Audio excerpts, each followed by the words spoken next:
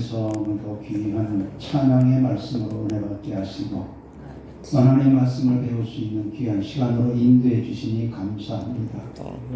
세상은 아버지 어지럽고 힘들고 어려운 오늘 이 시간 성령 하나님께서 저희들을 불러주시고 하나님 말씀 여호수아를 배울 수 있도록 인도해 주신 하나님, 이 시간도 예비하고 준비하신 모든 계획대로 인도하시고 홀로 영광 받아 주시옵소서.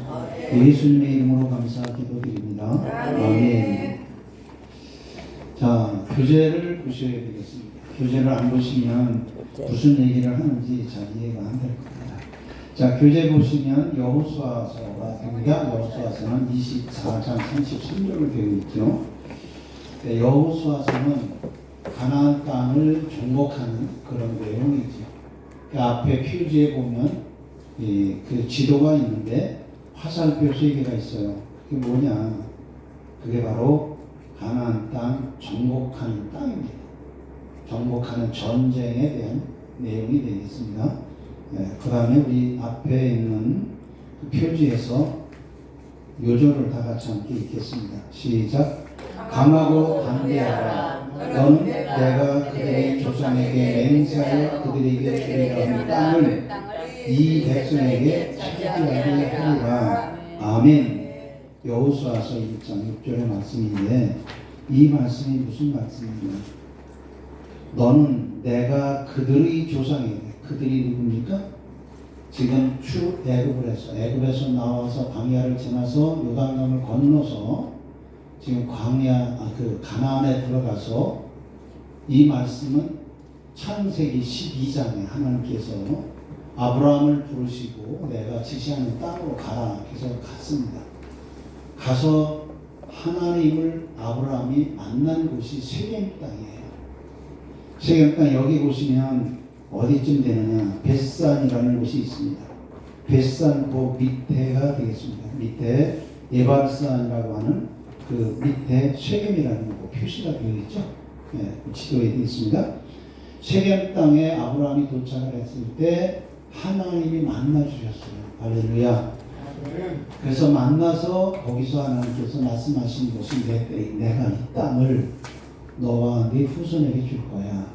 근데 지금 주는 게 아니고 네 4대 후손이 이방에 객이 되었다가 그리고 이 원주민들이 죄가 차고 너희 후손이 인원이 찼을 때 그 인원이라는 것은 바로 나를 만들 만큼의 인구가 되었을 때라는 것입니다. 그래서 그 말씀을 지금 이제 430년 후에 지금 하나님께서 이 땅을, 가나안 땅을 주시는, 근데 그냥 두는 게 아니라 싸워 전쟁에 원주민들을 죽여 없애야 됩니다. 참 우리 하나님 이상하셔요. 사랑의 하나님이고 사람들을 사랑하시는데 왜 그 원주민들을 싸워서 죽여서 없애서 그리고 차지하게 하는가? 거기에 하나님의 뜻이 있습니다. 내가 그들의 조상에게 맹세하여 누구? 아브라함. 지금 가나안 땅에 도착해 있는 이스라엘 사람들, 그 사람들의 조상 누구? 아브라함. 올라가면 야곱, 이삭, 그리고 아브라함에게 약속하셨던 그 약속대로 지금 하나님이 하신다는 겁니다. 그들에게 주리라 한 땅을 이 백성이 그들이나 이 백성이나 같은 내용이죠. 이 백성에게 차지하게 하리라. 하나님이 주시는데 그냥 주는 게 아니고 너희들 그 원주민들과 싸워서 이겨 그들을 내쫓고 하나님 말씀의 단어를 보면 참 무서운 단어예요. 없애버리는 게 아니라 진멸하라예요. 진멸은 하나도 남김없이 싹 죽여 없애라는 겁니다. 참 하나님 무서우신 하나님입니다. 그것을 여호수아가 모세를 이어서 뒤를 이어서 가나안 땅에 지금 들어와서 그 일을 행하는 길이에요. 넘어가서 우리 교재에 한 장 넘어가면 개요를 보시겠습니다. 계열을 보시면 1번, 2번, 3번, 4번, 5번이 있습니다. 5번이 있는데 우리 다 같이 1번을 함께 합독을 합니다. 시작. 모세의 고별 설교인 신명기에 이어지는 본성은 모세 이후 새 지도자로 등장한 여호수아의 지휘하에 이스라엘이 하나님의 성전을 수행하여 약속의 땅 가나안을 정복하기 위한 준비 과정과 가나안 1차 정복 과정을 다룬다. 그리고 13장 8절로 21장 45절은 이스라엘 모든 지파가 일단 정복한 땅에 정착하면서 비정복지까지 포함하여 가나안 전체 영토를 공평히 분배하는 과정이 묘사된다. 끝으로 후반부 22장 1절로 24장 33절은 여호수아가 죽기 전에 남긴 이스라엘이 약속의 땅에서 영원히 정착하며 평안히 살기 위한 조건으로서 요구되는 각종 신앙생활의 법과 교훈이 주어지고 있다.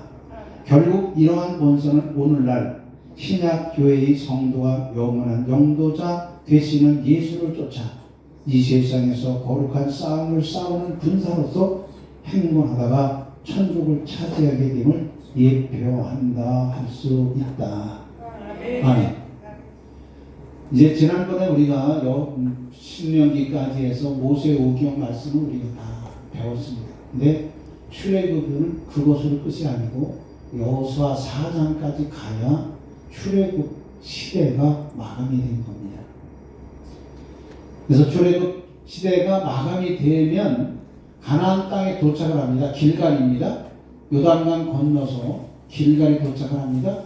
거기서 진을 치고 거기가 42번째에 진을 치고 거기서 유월절을 준비하고 유월절을 시행을 하고 그리고 가나안 땅에서 나는 곡식을 먹었습니다.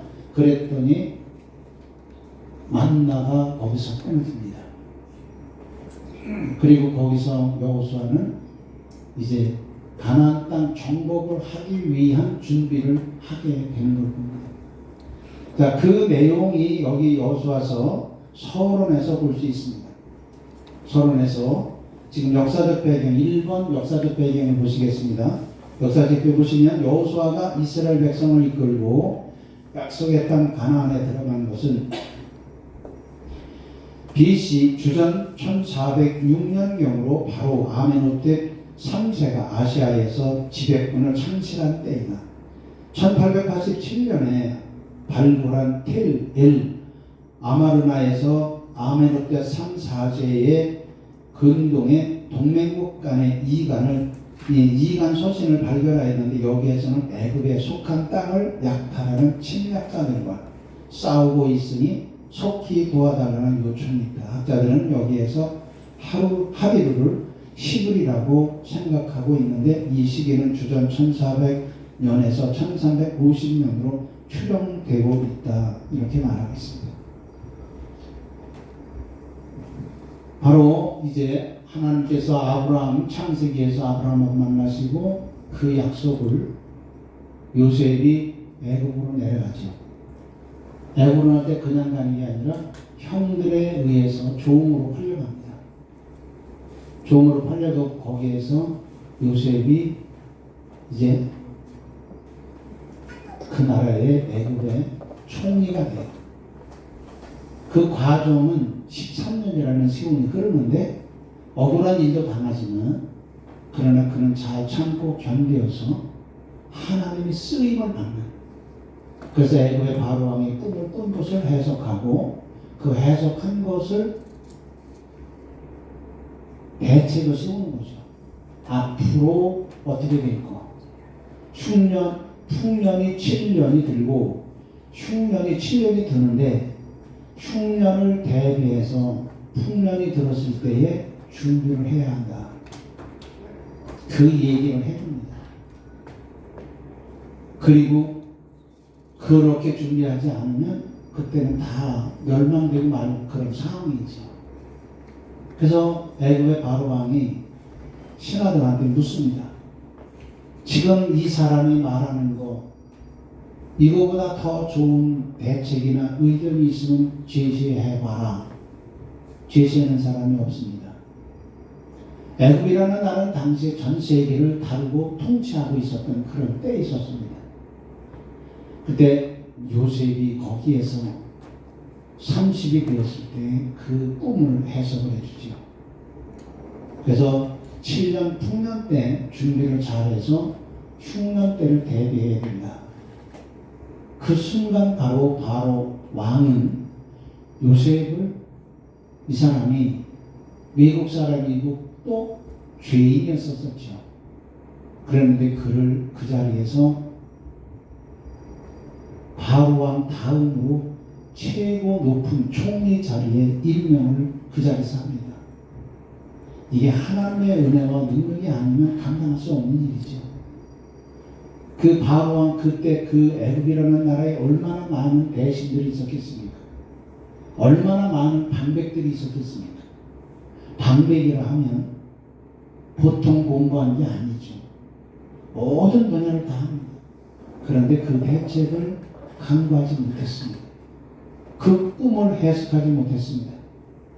하나님의 사람 요셉을 통해서 그 꿈이 해석되어지고 준비되게 하시는 것. 그 일이 이제 말하자면 이루어지고 지나서 시간이 지나서 430년이 되어서 출애굽을 하고 지금 가나안 땅에 들어가는 겁니다. 출애굽은 1446년에 출애굽을 시작을 하고 그리고 40년이 지나서 1406년에 1월 10일 길가에 도착을 합니다. 자, 그 내용이 지금 여기서 아까 말씀드린 역사적 배경을 말하고 있고요. 이제 그들을 통해서 하나님께서는 가나안 땅 주시면서 그냥 주는 게 아니라 그들을 싸워 이겨 그들을 진멸하고 차지하라. 하나님은 그렇게 말씀하십니다. 그럼 여기까지 오는 과정에 홍해바다를 건너죠. 홍해바다는 보통 우리가 구속사로 얘기할 때 세례의 의미가 있다고요. 우리가 신앙생활을 하게 되면 6개월 지나고 1년 정도 되면 세례를 받잖아요. 그 세례의 의미가 있다고 얘기하죠. 마라에서 처음 율례를 받고 시내산에 와서 십계명을 받고 거기서 교육을 받고 그리고 인구조사하고 광야를 지나서 백성들이 불순종함으로 인해서 40년이라고 하는 훈련 과정을 통해서 가나안 땅에 들어가는 과정에 요단강을 건널 때는 어떻게 하느냐? 하나님이 합작을 하십니다. 대제사장이 법궤를 어깨에 메고 그리고 먼저 선발로 가나안 땅, 요단강에 건너가서 요단강 물을 밟는 순간 물이 끊어집니다. 그 물이 끊어지는데 얼마만큼 어떻게 되느냐? 얘기를 들으셨는지 혹시 모르는데 제가 잠깐 설명을 드리겠습니다.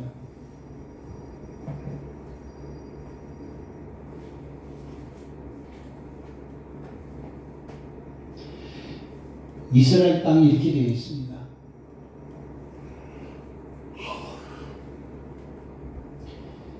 여기가 메론호수입니다. 메론. 이게 사해 바다라고 그러지만 사해 호수죠. 제가 2000년도에 거기 갔을 때 이게 바다인가 소금물인가 하면서 찍어가지고 입에다 대봤더니 짠 물이 아니고 비린내만 나요. 혹시 여기 가보신 분 계십니까? 네? 가보신 분 아시겠지만 제가 그 물을 찍어서 입에다 대봤더니 비린내만 나지 짠 물은 아니에요. 그러니까 갈릴리 호수입니다. 호수가 이 요단강을 지나서 내려오면 이게 사해바다죠. 네. 여기서 이 사해바다 위에까지가 130km예요. 130km. 여기 갈릴리 호수에서 여기까지가 90km입니다. 90km. 그리고 여기에 보면은 세겜이 여기쯤 있는데 여기에 아담이라는 지역이 있습니다. 아담 우리 그 믿음의 인류의 조상 아담. 그 아담이 아니고 지역 이름이 아담이에요. 얘기 들어보신 적 있어요? 이 아담에서 여기까지가 사해바다 위에까지가 33km입니다. 33km. 이 사람들은 여기에서 아담에서 여기까지 25km 지점, 여기 지금 이 건너가는 땅, 요단강을 건너가는 지점이 여기서 28km 지점에 여기에서 여기가 아담이고 이 사해바다 상부입니다. 요 28km 지점에서 건너가는 거예요. 여기서 건너가는 것을 여러분들 어떻게 보시느냐, 성경의 말씀같이 그때가 장마철입니다. 장마철이면 얼마나 많은 물이 있습니까? 그것을 하나님께서 이걸 막아주신 거예요. 홍해바다가 바다가 열리는 것도 하나님의 능력이고 은혜이지만 요단강이 물이 끊어지고 그 한참 그 장마철에 그 물이 많을 때 여기서 물이 쌓여가지고 흐르지를 않아요. 생각을 해보세요. 이거를 물이 흐르지 않도록 하려면 어떻게 해요? 방벽을 써야 될 거 아니에요. 근데 하나님은 방벽을 안 썼습니다. 이게 요단강인데 헬몬산에서부터 흘러내려와서 메로못으로 와가지고 사해바다를 지나서 요단강을 내려와서 갈릴리 호수죠. 그래서 사해바다에 와서 끝이에요. 여기 들어가면 더 이상 물이 흘러가지를 않아요. 그러는 상황에서 아담이라는 것이 28km인데 요거를 여기에서 사람들이 건너가는 거예요. 여기가 건너가는 자리입니다. 그 여기가 여리고, 여기가 말하자면 아이성이고요. 그리고 길 가는 요위입니다. 그럼 여러분 여기서 보시면 이 물이 끊어졌다고 하는 것이 하나님의 능력이 아니면, 하나님의 은혜가 아니면 될 수가 없는 그런 땅이죠. 생각을 해보세요. 어떻게 그 물이 끊어졌는가. 제가 그때 2000년도에 거기 그 선교 여행을 갔을 때는 이 물을 보니까 물이 없어요.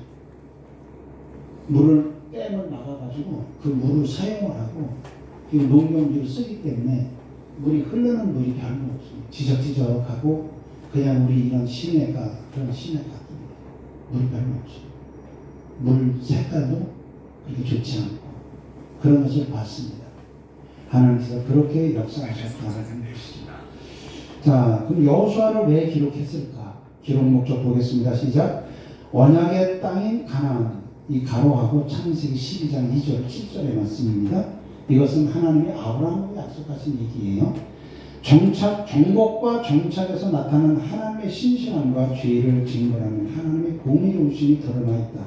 하나님이 아브라함에게 장착한 민족을 이루고 가나안 땅을 차지하리라고 축복하신 약속대로 이스라엘 민족이 축복의 땅으로 인도되고 정착하는 과정을 보여주고 있다. 하나님이 타락한 가나안 족속을 심판하시면서 이스라엘에게 모든 죄악으로부터 떠날 것을 거듭 명령하시고 이스라엘을 손민으로 불러주실 뿐만 아니라 가나안에 들어가 땅을 차지하기까지 온갖 위험으로부터 지켜주셨음을 알게 하려고.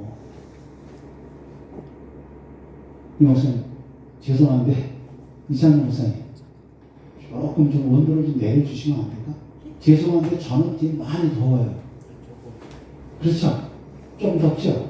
네, 조금 좀 낮춰주시면 좋을 것 같아요.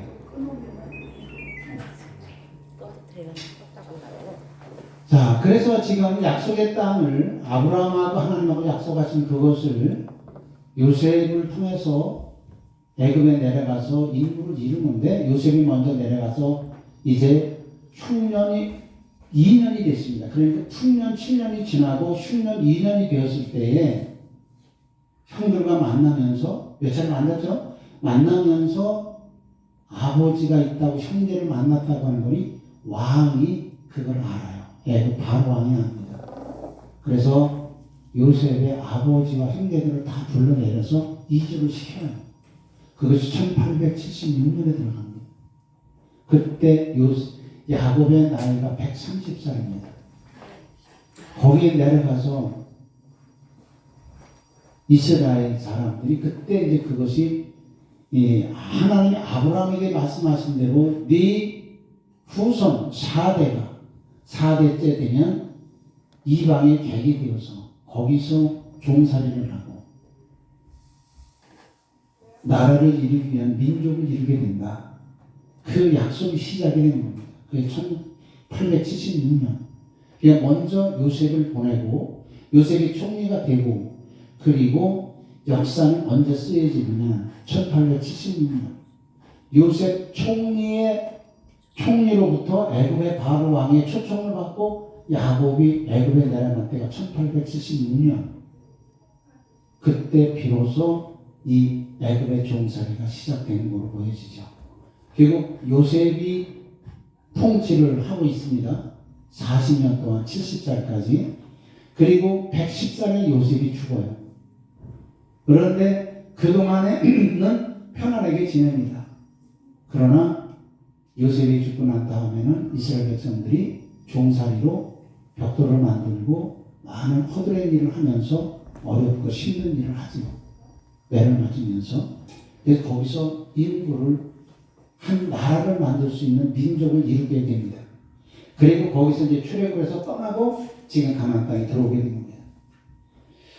그 과정을 통해서 이것을 지금 전체적으로 얘기해서 가나안 땅에 들어와서 그 가나안 땅을 정복을 하고 그리고 가나안 땅을 분배를 하는 이것이 지금 여호수아에서 내용이 그렇게 되겠습니다. 그러면 72쪽을 보시면 여호수아 전체계관의 24장 34절 이 한 페이지가 여호수아 전체를 설명하고 내용을 말하고 있습니다. 자 보시면 위에 있는 거나 밑에 있는 거나 같은 내용인데 조금 도표를 달리했을 뿐입니다. 여호수아 전체계관을 보면 크게 대단히 두 개인데 첫째는 가나안 땅 정복입니다. 1장 1절로 13장 7절까지 가나안 땅 정복. 두 번째는 가나안 땅 분배입니다. 가나안 땅 분배. 땅 정복을 해서 그 땅을 분배를 하는 거예요. 이것이 하나님이 아브라함으로 약속하셨던 그 땅을 그들에게 나누어 주시는 겁니다. 나누어 주시는 거예요. 자, 이제 그 과정을 오른쪽에 가서 보시면 가나안 땅 73쪽입니다. 가나안 6-4번 여섯 번째 책이죠. 여섯 번째 책. 그 대단한 1번 가나안 정복이 됩니다. 1장 1절로 8장 35절인데 여기 보면 소단은 첫째 가나안 정복 준비를 합니다. 정복 준비를 하기 위해서 어떻게 되느냐. 여기는 아직은 요단강 건너기 전 모압 평지입니다. 모세가 모압 평지에서 설교 3편 지난번 신명기에서 말씀한 대로 거기서 설교 3번을 하고 그리고 느보산에 가서 죽죠. 그런데 그 죽기 전에 하나님께서는 여호수아를 불러가지고 나 다음으로 너희들을 이끌어갈 지도자다라고 여호수아를 불러내어 인사 소개를 하고 자기는 물러갑니다. 그 소개를 받은 여호수아는 모세가 느보산에서 죽고 난 다음에 지도자로 본격적으로 그 일을 하게 되죠. 그러니까 모압 평지에서 간음 사건이 있었던 것은 모세 때 있었던 일입니다. 여호수아 때 아닙니다. 모세는 어떻게 됩니까? 새 지도자로 되죠. 하나님의 격려와 단도가 있습니다. 두 번째 요단강 도하 준비를 명령을 합니다. 그리고 나서 두 번째는 여리고 정탐을 보내는데 여기 12사람을 보내는 게 아니라 2사람만 보냅니다. 가데스 바네아에서 가나안 땅을 정탐할 때는 12지파에 한 사람씩 해서 12지파가 갔지만 이때는 여호수아가 과거에 그런 것을 여호수아는 잘 알아요. 그때 여호수아와 갈렙은 그때 당시에 12 정탐꾼 중에 한 사람이었습니다. 이제는 지도자가 되었습니다. 그리고 가나안 땅 정복을 2사람을 보냅니다. 2사람을 보내서 거기서 있었던 일들은 여러분 다 아시죠? 설명 안 해도 되겠죠.